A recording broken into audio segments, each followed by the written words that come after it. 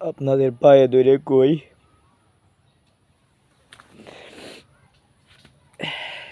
বিশেষ করে সুদ জিনিসটা ভাই ছাড়ুন, সুদ জিনিসটা ছাইরা দেন ভাই, আল্লাহ ক্ষমা করবেন না,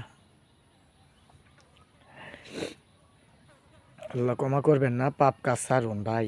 সমাজে অনেক জিনায় লিপ্ত ভাই, জিনার লিপ্ততা ভাই ছাড়ুন ভাই, ছাড়ুন। আজকে যারা আমার সাথে চলাফেরা করেন, এরকম একদিন আসবে, আমার আগেও চলে যাইতে পারেন, আমার পরেও যাইতে পারেন, কিন্তু যাওয়ার পরে যেদিন দেখবো রে ভাই, আখিরাতে যাওয়ার পরে আপনি অনেক গুনাহগার, আপনি অনেক জ্ঞানের অধিকারী ছিলেন দুনিয়াতে, কিন্তু আপনি অনেক গুনাহগার ভাই। সেদিন অন্তরে সহ্য হবে না রে ভাই। ভাই এখন আপনি গুনাহ লুকিয়ে লুকিয়ে করতেছেন, কিন্তু কাল কিয়ামতের দিন আল্লাহ পাক রব্বুল আলামিন আপনার বাপ দাদা 14 গোষ্ঠীর সামনে তুইলে আপনারা শরম দিবে, লজ্জা দিবে। রাসূলুল্লাহ সাল্লাল্লাহু আলাইহি সাল্লামের সামনে তুইলে লজ্জা দিবে। ভাই ওই দিন কেমনে সহ্য করবেন, এখন তো আর কেউ দেখে না। ভাই রে ভাই, আস্তাগফিরুল্লাহ পড়িয়া ভাই মাপ চান, আল্লাহর কাছে মাপ চান রে ভাই, মাপ চান। আহ মাপ চান রে ভাই।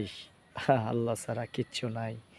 মালিকের পিছেই ঘুরুন রে ভাই, রাসূল রে আল্লাহ সময় দিন, রাসূলের তরিকা মতো চলাফেরা করার সময় দিন রে ভাই। আল্লাহরে চিনুন রে ভাই, আল্লাহরে চিনেন। মানুষ